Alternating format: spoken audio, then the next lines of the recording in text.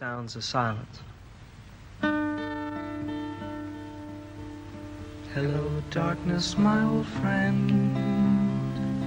I've come to talk with you again, because a vision softly creeping left its seeds while I was sleeping, and the vision that was planted in my brain still remains within the sound of silence. And instantly I walk along narrow streets of cobblestone,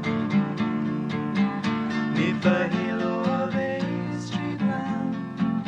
I turn my collar to the cold and damp, when my eyes were stared by the flash of a neon light that split the night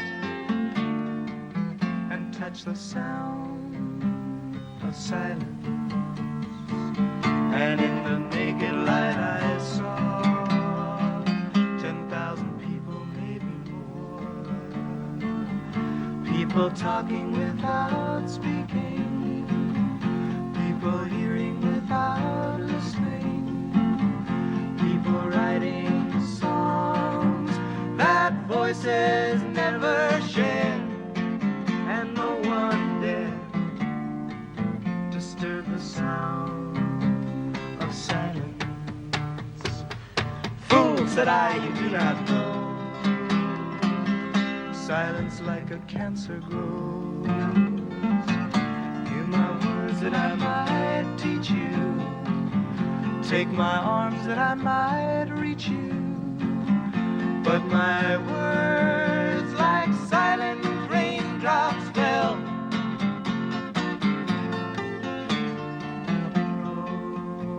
in the wells of silence, and the people bowed and prayed to the neon god they made, and the sign flashed its warning in the words that it was forming, and the sign said the words of the prophets are written on the subway walls and tenement halls, and whispered in the sounds of silence.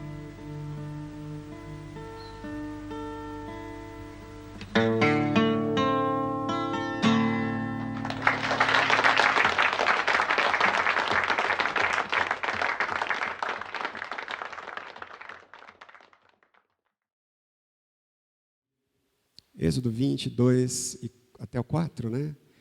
A palavra de Deus para o povo de Israel, a palavra de Deus para os seres humanos, uma palavra de Deus para você.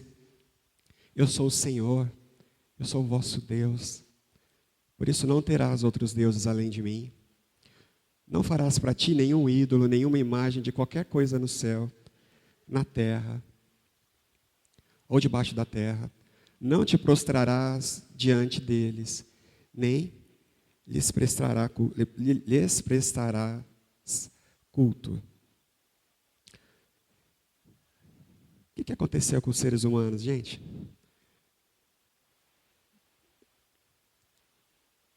Eu sou o Senhor. Não tenha outros deuses. Estava claro, né? Estava muito claro, evidente. Ficou muito claro isso quando Deus criou a humanidade. Eu sou o teu Deus. Por isso não terás outros deuses. Mas eu queria perguntar para você, como assim outros deuses, né? Talvez o povo de Israel, quando ouviu pela primeira vez, né, lá os 10 mandamentos, esse primeiro grande mandamento, é o primeiro mandamento número 1. Como assim não ter outros deuses? Como é que a gente pode vir a ter um Deus? Gente, pensa nisso. Como é que nós podemos vir a ter um outro Deus? Aí, logo em seguida, mesmo no primeiro mandamento, né, a gente vai ter a resposta. Simples. É só não fazer para você nenhum ídolo, nenhuma imagem. De qualquer coisa. Eu queria que você prestasse atenção nesse termo, imagem de qualquer coisa. Imagem de qualquer coisa. Eu pergunto para você, como assim? Qualquer coisa pode vir a se tornar um Deus para nós. Será que isso é verdadeiro? Será que é uma advertência de Deus? Não tem outros deuses? Como assim eu posso vir a ter outro Deus? Aí Deus explica, olha, não construa, não lapide, não faça nenhuma imagem de qualquer coisa, no céu, na terra ou debaixo da terra. Deus está dizendo, se eu não sou o teu Deus, se eu não sou o teu Deus, qualquer coisa vai tomar o lugar, o meu lugar. Se eu não estiver no centro do teu coração, qualquer coisa. Gente, isso é um absurdo. Isso é um absurdo. E como nós estamos cegos, e como os seres humanos estão cegos, estão surdos, estão insensíveis. Porque nós chegamos já nesse ponto. Qualquer coisa substitui o nosso Deus. Qualquer coisa. Um ídolo, irmãos, é qualquer coisa que seja tão central e essencial em sua vida, que caso você a perca, você achará difícil continuar vivendo. Está claro isso, não está? Qualquer coisa. Nós organizamos a nossa vida em torno de algo. É assim que funciona. Essa coisa vai se estabelecendo num ponto central da nossa vida. E tudo o mais vai sendo organizado em torno dessa qualquer coisa. Qualquer coisa. Qualquer coisa. E nós vivemos em torno disso. É assim que funciona. E aí a gente fica pensando, como é que eu vivo sem isso, se isso for tirado de mim? A gente estudou um pouquinho sobre a sexualidade, como o sexo ele tem se tornado Deus, falso, mas Deus da nossa cultura, como ele tem mandado, como ele tem reinado, como nós estamos de joelhos diante dele. A gente viu também na semana passada algo a respeito do dinheiro, Mamon. Também, outro grande ídolo, né, de todos os tempos e em todas as culturas humanas. Sempre esteve presente. Mas hoje a gente vai ver o terceiro grande ídolo. A gente podia falar aqui do sucesso, poder, né? Lembra? Sexo, dinheiro, poder. São os grandes ídolos da humanidade. A gente podia falar de algum deles, mas hoje nós vamos olhar para além de tudo isso, né? Se a gente pode dizer que existe um grande ídolo, o maior de todos os ídolos, né? A maior de todas as estátuas que nós construímos. Irmãos, a maior imagem que a gente constrói na nossa vida, tanto individualmente, como pessoas, como enquanto sociedade humana, a maior de todas, de certa forma, ela é a imagem que está por trás de todas as outras imagens. O ídolo da sexualidade simplesmente aponta para ela ou satisfaz as suas necessidades, os seus desejos. O dinheiro também. O que o dinheiro pode comprar, né, oferecer, na verdade, ele só atende aos desejos, à fome insaciável desse grande ídolo. É o nosso maior problema. E eu queria convidar você hoje a refletir sobre isso. É o meu ídolo, é o seu ídolo também. É seu. Você não está fora disso. E a gente precisa quebrar esse ídolo, irmãos. Despedaçá-lo, né? Identifica, quebra, joga fora. Senão nós vamos ser destruídos. É o ídolo secreto número 3, ego. Ou a gente pode chamar de eu, né? O eu. Eu. Abre a sua Bíblia em Ezequiel capítulo 28. A partir do versículo 2. Filho do homem, diga ao governante de Tiro, assim diz o soberano, o Senhor. No orgulho do seu coração você diz, sou um Deus. Sento-me no trono de um Deus, no coração dos mais. Mas você é um homem e não um Deus. Embora se considere tão sábio quanto um Deus. Aí pula lá para o versículo 12. Filho do homem, erga um lamento. É um canto triste de Deus. Coração de Deus quebrado. Coração de Deus despedaçado. E aí ele fala, olha, expressa esse meu lamento, ele fala para o profeta, né? A respeito do rei de Tiro.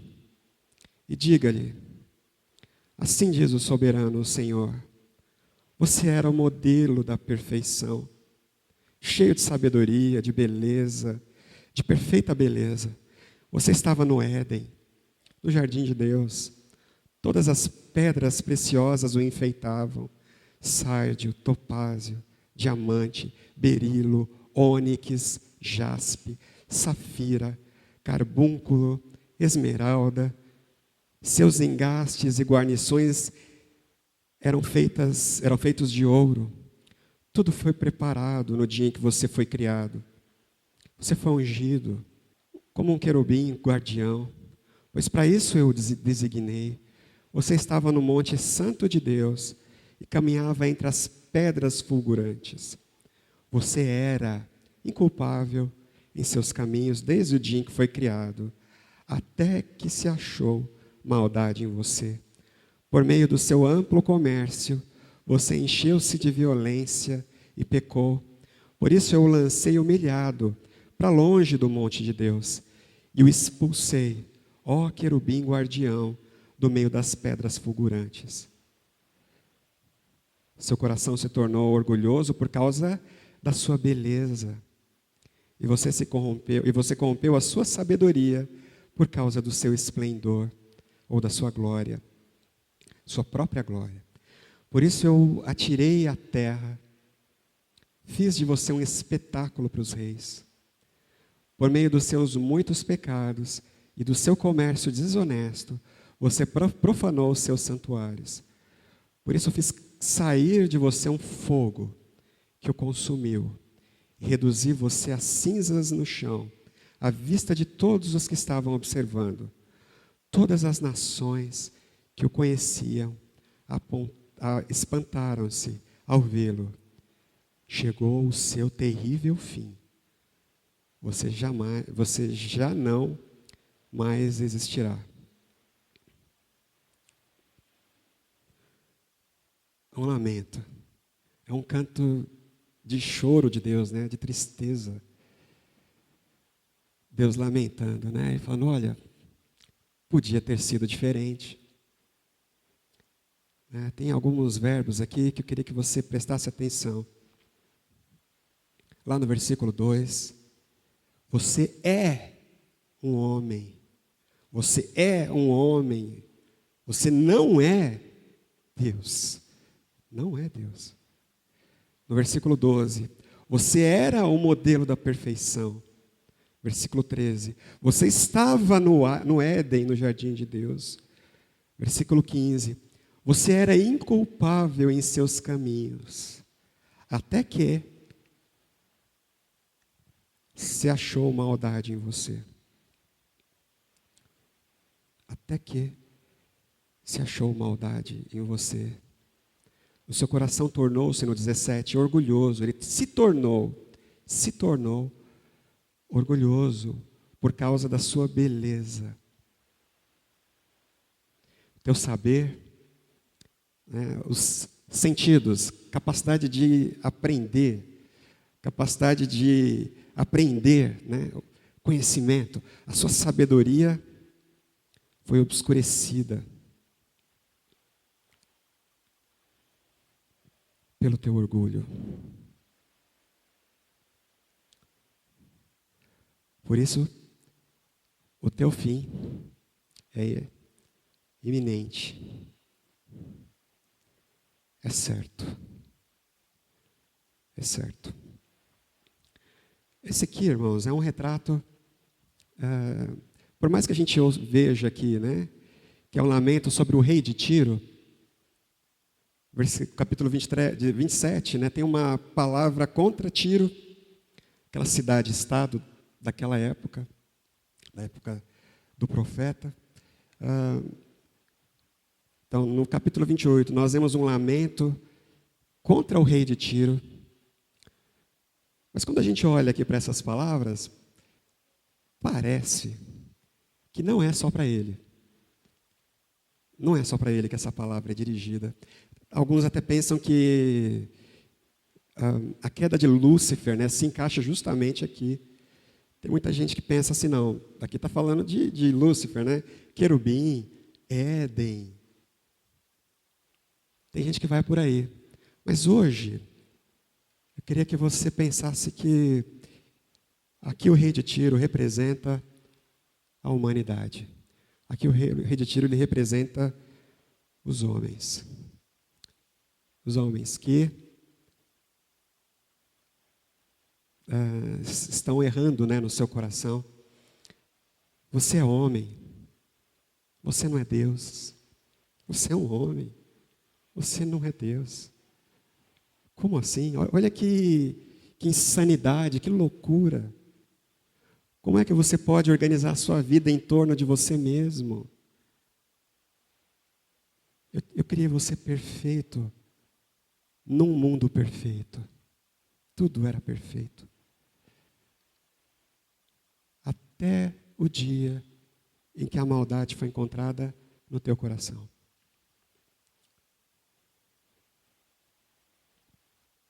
Irmãos, esse é um retrato da humanidade. Aqui a gente tem o princípio, né? Você era perfeito. Você foi criado para ser um guardião da criação, do jardim de Deus. Você estava lá para guardá-lo, né? Para administrá-lo, para cuidar dele. Até que você foi expulso, né? Expulso do monte, expulso da presença, mandado para longe. E qual é o fim, né? A gente tem o início e tem o fim aqui. É o fim da humanidade, irmãos.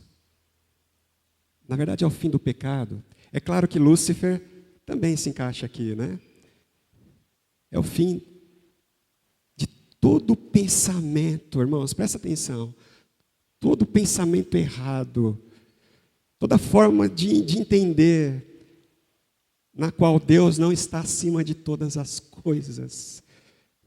Toda forma de conceber a vida e a realidade sem o trono soberano do Criador.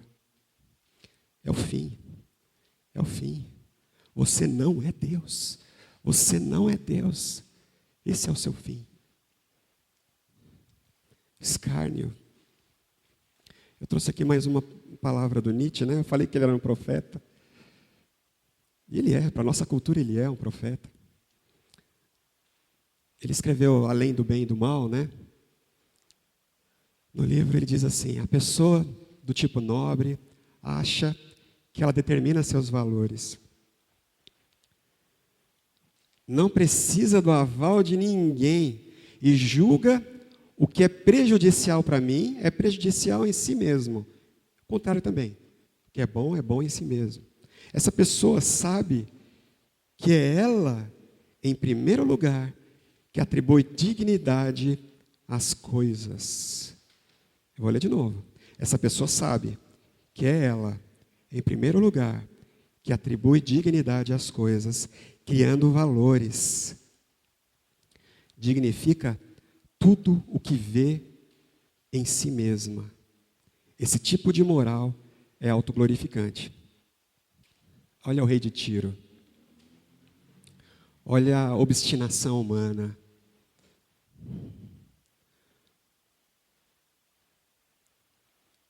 Somos nós que atribuímos valor. É a gente que diz o que é certo, o que é errado, o que é bom, o que é mal.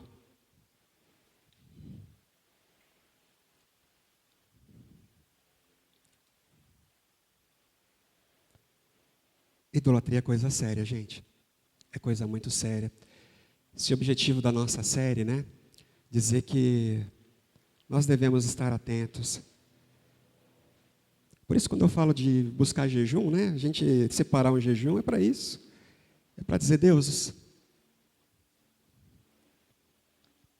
eu vou lutar, né? Até que não haja mais ídolo nenhum na minha vida. Que o Senhor reine absoluto.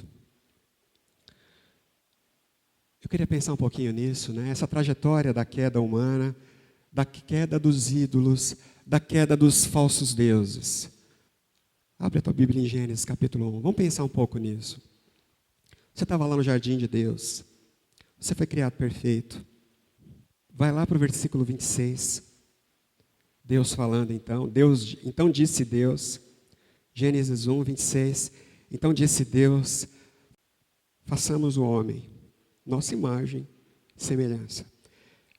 Presta atenção no que ele diz em seguida. Domine o homem sobre os peixes do mar, sobre as aves do céu, sobre os grandes animais de toda a terra e sobre todos os pequenos animais que se movem rente ao chão. 27. Criou Deus o homem à sua imagem, a imagem de Deus o criou. Homem e mulher os criou. 28. Deus os abençoou e lhes disse, sejam férteis, multipliquem-se, encham e subjuguem a terra, dominem sobre os peixes do mar, sobre as aves do céu e sobre todos os animais que se movem. Agora, o mandato é o próprio Deus falando para nós, homens, para a humanidade, para Adão e Eva, homem e mulher, dominem, né? Agora vocês dominem sobre os peixes do mar, sobre tudo, né? Sobre toda a criação. Disse Deus, eis que lhes dou todas as plantas que nascem em toda a terra, produzem sementes, todas as árvores que dão frutos com sementes, elas lhes servirão de alimento. No 30, eu dou todos os vegetais como alimento, e tudo que tem em si fôlego de vida, a todos os grandes animais da terra, a todas as aves do céu, e a todas as criaturas que se movem rente ao chão.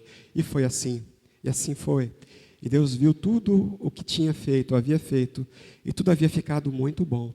Passaram-se a tarde e a manhã, esse foi o sexto dia. Capítulo 2, ele vai abrir dizendo que Deus, então, descansou no sétimo dia. Mas essa primeira narrativa aqui, irmãos, ela é bem clara em dizer, né, mostrar Deus criando o universo. E quando Deus cria o universo, Ele constrói um templo. Os céus e a terra são o meu templo. Eu construí. E quando Ele cria o homem no sexto dia, Ele para dizer que ele faria algo diferente. O homem seria sua imagem e a sua semelhança. Como assim? Aí Deus em seguida diz, porque você vai dominar sobre a criação. No capítulo 2 a gente vai ver, né, uma outra narrativa específica, mostra como é que Deus como é que Deus criou o homem. Eu estou falando construiu, porque parece um pouco com isso. Capítulo 2, né? Versículo 4, diz de novo, né? Essa é a história das origens dos céus, da terra, no tempo em que foram criados, quando o Senhor fez os céus e a terra. Aí no 7, então o Senhor Deus formou o homem do pó da terra. Deus construiu uma estátua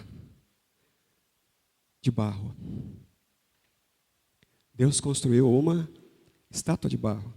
E Ele continua dizendo, formou o homem do pó da terra, soprou em suas narinas o fôlego de vida, e o homem se tornou vivo, né? Um ser vivente, nefesh, lá no hebraico.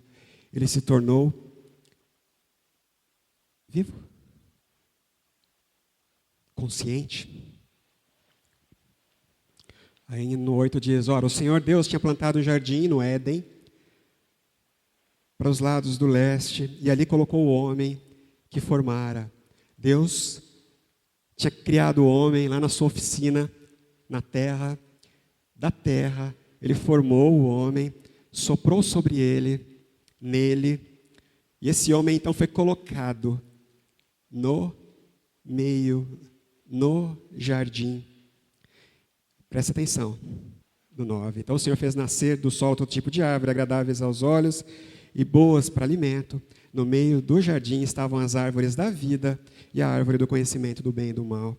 O Senhor Deus colocou o homem, no 15, né? No jardim do Éden, para cuidar dele, cultivá-lo. O Senhor deu ordem ao homem, coma livremente de qualquer árvore do jardim, mas não coma da árvore do conhecimento do bem e do mal, porque no dia que dela comer, certamente você morrerá.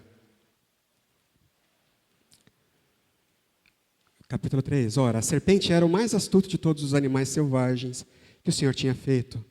E ela perguntou à mulher, foi isso mesmo que Deus disse?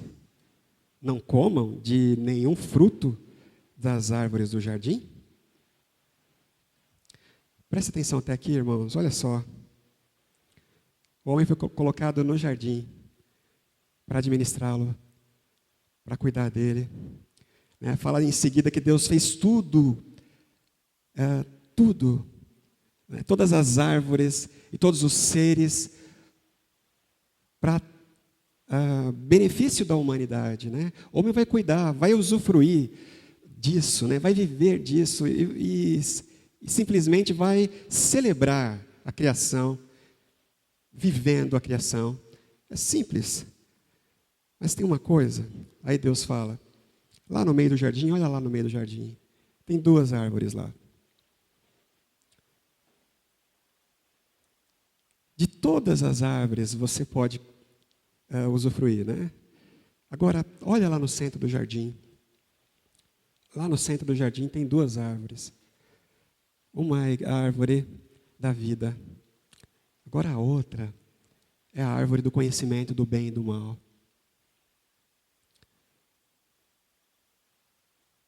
Dessa você não pode comer.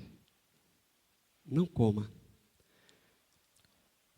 Presta atenção, gente. Quando Deus coloca essas árvores, alguém já me disse uma vez, Se Deus realmente não quisesse que o homem pecasse, Ele tinha colocado essa árvore do conhecimento do bem e do mal lá na esquina, Lá na periferia, lá longe, escondida, dentro da caverna, sei lá, camuflada. Por que Ele foi colocar no meio do jardim? Para que ela tinha que estar lá no meio do jardim? É claro, irmãos, aqui na narrativa, são 2 árvores. 2 árvores. Ou você come de uma, ou você come da outra. Se você prova da árvore que Deus falou não coma, você perde o acesso à árvore da vida. Ou você come de uma, ou você come da outra. Mas é interessante também esse termo, árvore do conhecimento do bem e do mal. O que é isso, irmãos? Se a gente vai estudar esses termos na Bíblia, em toda a Bíblia, sempre que a gente encontra esses termos juntos, bem e mal, relacionados ao conhecimento, o conhecer o bem e o mal, conhecer o bem e o mal, a gente sempre está lidando com essa autonomia que Deus nos deu. Essa é o que a gente chama de livre-arbítrio, Capacidade de discernir entre a justiça e a injustiça. Capacidade de discernir entre o bem e o mal, entre o certo e o errado. O que é certo para Deus? Eu sou o único. Eu sou o único. O que é certo na criação? Eu sou o Senhor, o Deus, o único Deus. O único Deus. Aí a serpente disse para Eva, olha Eva, que foi mesmo que Deus disse? Que você não pode usufruir da criação, né? Você não pode comer das outras árvores, das árvores. Aí a Eva fala, não, foi isso não. Ele realmente falou que a gente pode comer de todas. No entanto, aí Eva aponta, né? Aquela lá, sabe aquela árvore lá? É aquela lá que ele falou que a gente não pode comer. É aquela. Mas o que Deus já havia dito, né? Eu fiz tudo para vocês.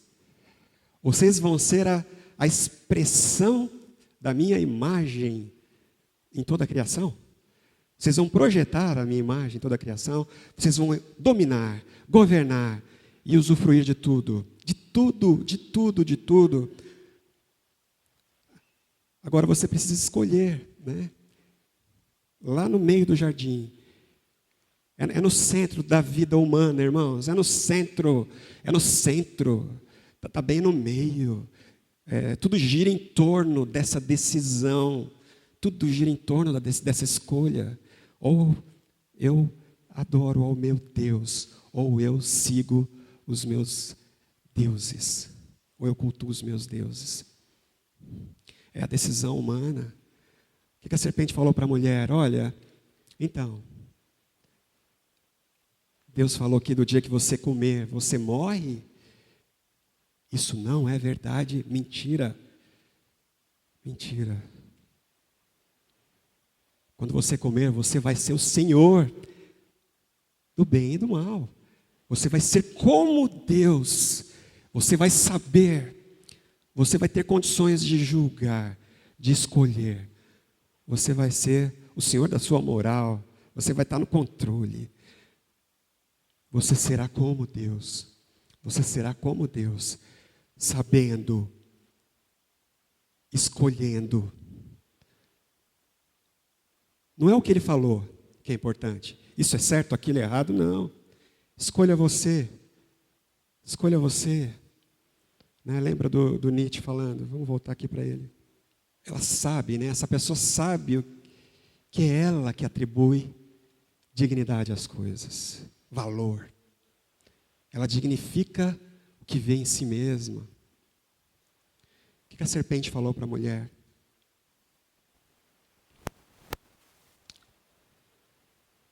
Irmãos, a gente precisa escolher. Está no centro do jardim. É o centro da decisão humana, de todas as escolhas humanas. É por isso que tinha que estar mesmo no meio, no centro. Essa escolha é central, ela é central. E é ela que determina, irmãos, que determina a nossa vida ou a nossa morte, a nossa queda ou a nossa restauração, a nossa glória ou a nossa ruína. É sempre a mesma questão. É por isso que é tão importante a questão da idolatria na Bíblia. A serpente falou para a mulher, você será como Deus. Você vai ser colocada numa posição assim. E ela foi e comeu. O homem também foi e comeu. A gente vê logo depois que o homem faz a mesma coisa. No versículo 4, disse a serpente à mulher, certamente não morrerão. Mentira de Deus. Deus sabe que no dia em que dele comerem, seus olhos se abrirão. Se vocês como Deus, e vocês como Deus, serão conhecedores, vocês serão juízes, vocês serão os donos de si. Vocês vão escolher, vocês serão como Deus. Quando a mulher viu que a árvore parecia agradável, olha só, ela falou, ela é o que eu quero, né? Assim, não foi o diabo, não é a serpente aqui o problema, irmãos. É isso que a gente precisa ver. O diabo vai ser julgado pelos crimes e pelos pecados dele, vai. Mas os seres humanos serão responsabilizados por tudo o que aconteceu na criação. Tudo, responsabilidade humana. O homem escolheu. A mulher, ela olhou, ela viu que era desejável, né? Ao paladar, atraente aos olhos. Desejável para ela obter discernimento. Ela ficou com água na boca. Tomou o seu fruto, comeu, e o deu ao seu marido, que comeu também.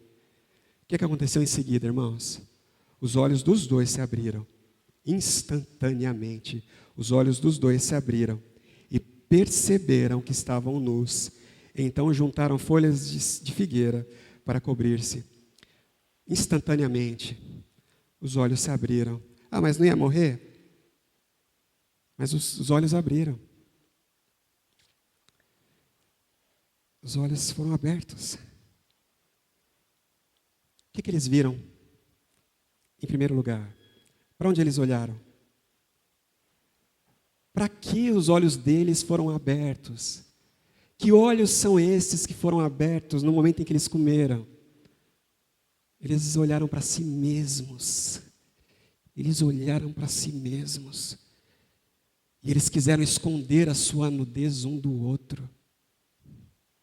Em seguida, irmãos, em seguida, ouvindo o homem e a sua mulher os passos do Senhor, olha só. O Senhor Deus que andava pelo jardim, quando soprava a brisa do dia, eles se esconderam. Eles olharam para si mesmos. Os olhos foram abertos para o ego, para o eu. E eles precisaram se esconder uns dos outros. E quando Deus os procurava, né, na brisa da manhã, né, que coisa linda, eles se esconderam de Deus. Eles foram se esconder de Deus. Versículo 9. Deus chamou o homem perguntando: onde está você, Adão, Eva, né? Onde vocês estão? Respondeu: eu ouvi os seus passos no jardim. Fiquei com medo, porque eu estava nu. Eu estava nu. Por isso eu me escondi. Aí Deus falou: quem disse para você que você estava nu? Você fez a escolha. Você escolheu. Você escolheu. Foi isso que aconteceu. Você comeu do fruto. Eu falei que não era para comer. Aí o homem em seguida diz o que é? Não fui eu. Foi ela. Cegueira. Ele comeu. Olhou para a mulher. Foi você. Não fui eu. Foi ela, a serpente, que me enganou. Cegueira. A partir de então, eles só olhavam para si. Né? Essa coisa do ego, se autopreservar. Né? De se proteger. Tudo precisa girar em torno de mim agora. Deus não é o centro. O altar do Senhor não é o altar mais alto. Existe outro ídolo no lugar, outro Deus no lugar. Esse Deus é o ego humano. E agora a gente faz de tudo para preservar, para se cuidar. Foi ela. Aí em seguida, no 22, vai lá para o 22. Então disse o Senhor Deus: agora o homem se tornou como um de nós, conhecendo o bem e o mal, senhor de si, dono da moral. Não se deve, pois, permitir que ele tome também do fruto da árvore da vida, e o coma e viva.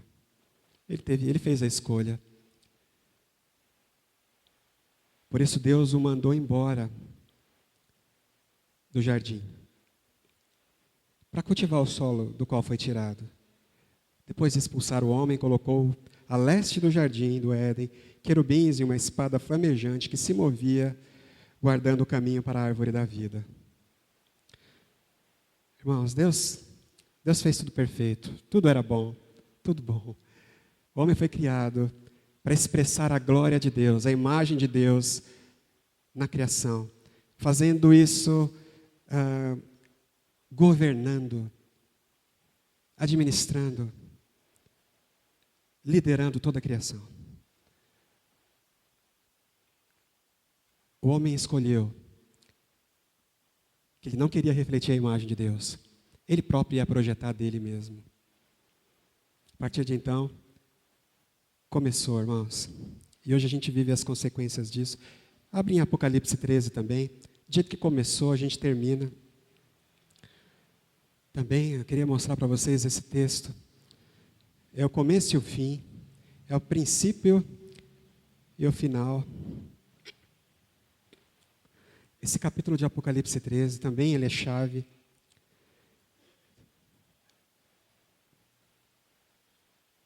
Quem falou que você é Deus? Quem falou que você decide? Quem falou que você escolhe? Apocalipse capítulo 13, versículo 1. Eu vi uma besta que saía do mar. Essa besta tinha 10 chifres, 7 cabeças, com 10 coroas, uma sobre cada chifre. Em cada cabeça um nome de blasfêmia. A besta que vi era semelhante a um leopardo, mas tinha pés como os de um urso e boca como a de leão. O dragão deu à besta o seu poder, o seu trono e grande autoridade. O dragão deu à besta o seu poder, o seu trono e grande autoridade. Uma das cabeças da besta parecia ter sofrido um ferimento mortal, mas o ferimento mortal foi curado. Todo mundo ficou maravilhado e seguiu a besta. Adoraram o dragão, que tinha dado autoridade à besta, e também adoraram a besta, dizendo: quem é como a besta? Quem pode guerrear contra ela? A besta foi dada uma boca para falar palavras arrogantes e blasfemas. Lhe foi dada a autoridade para agir durante 42 meses. Ela abriu a boca para blasfemar contra Deus e amaldiçoar o seu nome e seu tabernáculo, os que habitam nos céus. Foi-lhe dado poder para guerrear contra os santos e vencê-los. Foi-lhe dada autoridade sobre toda tribo, povo, língua e nação. Todos os habitantes da terra adorarão a besta, a saber, todos aqueles que não tiveram seus nomes escritos no livro da vida do Cordeiro, que foi morto desde a criação do mundo. Aquele que tem ouvidos, ouça. Aquele que tem ouvidos, ouça. É a última vez que essa expressão é colocada aqui na Escritura, irmãos. Apocalipse 13, 9. Aquele que tem ouvidos, ouça. Se alguém há de ir para o cativeiro irá. Se alguém há de ser morto à espada haverá de ser. Aqui estão a perseverança e a fidelidade dos santos. Então vi outra besta que saía da terra, 2 chifres como cordeiro, mas que falava como um dragão. Exercia toda a autoridade da primeira besta em nome dela e fazia a terra e seus habitantes adorarem a primeira besta, cujo ferimento mortal havia sido curado. E realizava grandes sinais, chegando a fazer descer fogo do céu à terra à vista dos homens. Por causa dos sinais que lhe foi permitido realizar, em nome da primeira besta, ela enganou os habitantes da terra, ordenou-lhes que fizessem uma imagem em honra à besta, que fora ferida pela espada e contudo revivera. Foi-lhe dado poder para dar fôlego à imagem da primeira besta. Versículo 15, foi-lhe dado poder para dar fôlego à imagem da primeira besta, de modo que ela podia falar e fazer que fossem mortos todos os que se recusassem a adorar a imagem. Também obrigou todos, pequenos e grandes, ricos e pobres, livres e escravos, a receberem a certa marca na mão direita ou na testa, para que ninguém pudesse comprar nem vender, a não ser que tivesse a marca, que é o nome da besta, ou o número do seu nome. Aqui há a sabedoria. Aquele que tem entendimento, calcule o número da besta, pois é o número de homem, é o número de homem. Seu número é 666. Ponto, irmãos. Começou no jardim e termina aqui, né? A serpente, né? João aqui em Apocalipse vai dizer, quando ele fala do dragão, ele fala, lá vem o dragão. Esse dragão aí, deixa eu apresentar para vocês, é a antiga serpente. Ela estava lá, e ela vai estar aqui também. A gente sabe, né? A gente ouve muito falar aí, tem muitas posições, né, escatológicas. A gente não vai entrar no mérito, mas a gente sabe que haverá um grande homem, o homem que a humanidade sempre esperou, o maior dos heróis. Esse sim, esse homem, é a besta que sobe do mar, né? Cheio de autoridade, cheio de capacidade. Foi dado a ela poder, né, a segunda besta, de trazer a vida para a imagem, trazer vida para essa imagem.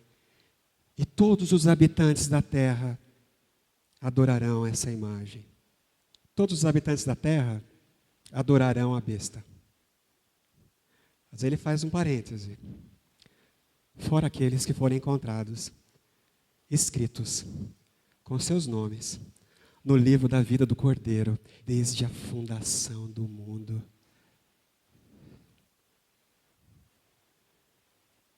Todos os outros vão adorar, seres humanos, eles vão adorar. O dragão, né?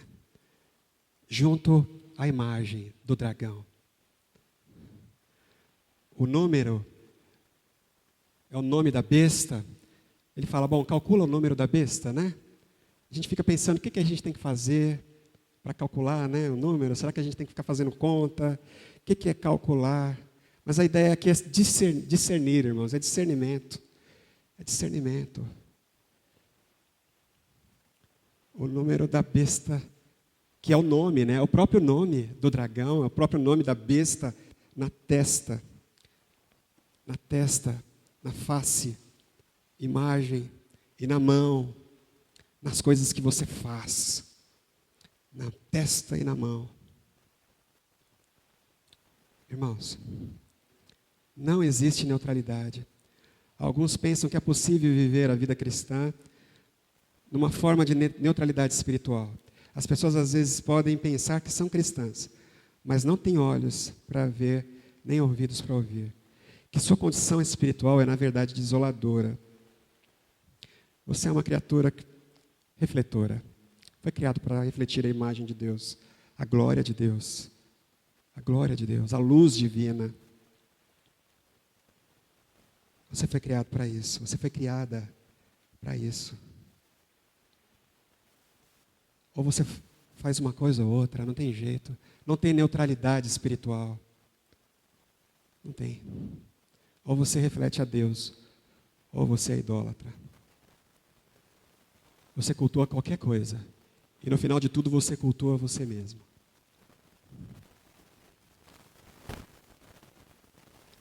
Qual o remédio para a idolatria, irmãos? Como é que a gente pode fazer para a gente sair disso, né? Dessa situação? Como não ter outros deuses?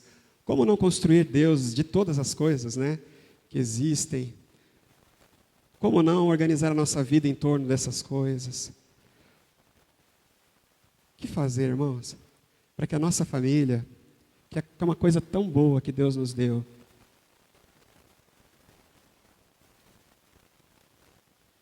não domine sobre nós, né? O que fazer com os nossos trabalhos, que são tão bons também, bênção de Deus, os nossos bens, o que fazer das nossas realizações, para que elas não assumam o controle da nossa vida, não sejam o eixo central da nossa vida. Como fazer tudo isso, né? O segredo, então, alguns dizem, é deixar de amar as coisas, né? Os estoicos diziam, os budistas também dizem algo parecido, eu acho, pelo que eu entendo. Abre mão, né? Abre mão, se abstrai, né, dessas coisas aí, e você vai ficar, vai virar, sei lá, um nada, né? Abre mão dos seus sentimentos e tal, se você não sentir, não vai doer. Se você não amar demais, não vai sofrer. Então deixa, né? Vai se diluindo aí, parece que é uma coisa assim que eles dizem. Mas essa não é a resposta do Cristo. Não adianta você pensar, não quero ser idólatra, então não vou mais amar minha família, não vou mais amar minha esposa, meu marido, meu trabalho, minha casa, minhas coisas. Não posso amá-los, porque senão eles vão ser os meus ídolos, né? E não querem correr em idolatria. Mas esse não é o caminho bíblico. O caminho bíblico é o caminho positivo, irmãos. Lá em Deuteronômio 6, você não precisa abrir. Deus fala, ó Israel, ouça, eu sou o único Deus. Eu sou o teu Senhor. Eu sou o teu Senhor. Eu sou o teu Senhor. Eu sou o teu Deus. Sou eu que te trouxe até aqui, né? Te trouxe do Egito, ele falou para o povo de Israel. Mas Deus está te dizendo hoje, eu te trouxe até aqui. Fui eu que te fiz. Fui eu que te fiz. Fui eu que te dei tudo isso. Eu que te coloquei aqui. Aí Deus diz o seguinte, por isso, me ame. Me ame. Ouça, Israel. O Senhor, o nosso Deus, é o único Senhor. Ele é o único Senhor. Ame o Senhor, então, o seu Deus, de todo o seu coração, de toda a sua alma e de todas as suas forças. Versículo 6. Que essas palavras que hoje lhes ordeno estejam em seu coração. Versículo 7. Ensine-as com persistência a seus filhos. Converse com elas quando estiver levantado em casa, quando estiver andando pelo caminho, quando se deitar e quando se levantar. Amarre-as como um sinal nos braços e prenda-as na testa. Amarás o Senhor teu Deus de todo o teu coração, alma. Esse é o caminho, irmãos. Deus nos manda amar, sim, a terra e tudo que nela há, e a nossa vida, e a nós mesmos. A gente precisa amar. Mas todos esses amores vão nos arruinar, todos eles, irmãos. É só amando a Deus sobre todas as coisas que o seu amor pela sua família vai ser salvo. Se você não amar a Deus sobre todas as coisas, você vai perder a sua família, de um jeito ou de outro. Jesus falou, tesouro na terra, a gente perde, é lá no céu. Então, quando a gente ama a Deus sobre todas as coisas, é um amor além, né?